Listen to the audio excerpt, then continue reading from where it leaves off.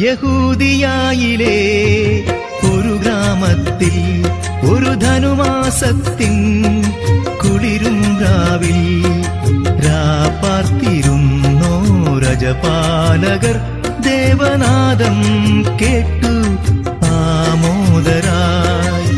വർണ്ണരാജികൾ വിടരും വാനിൽ വെള്ളിമേഘങ്ങൾ ഒഴുകും രാവിൽ താരകാരാജകുമാരിയോടൊത്തന്നു തിങ്കൾ കലപാടി ഗ്ലോറിയ. അന്നു തിങ്കൾ കലപാടി ഗ്ലോറിയ.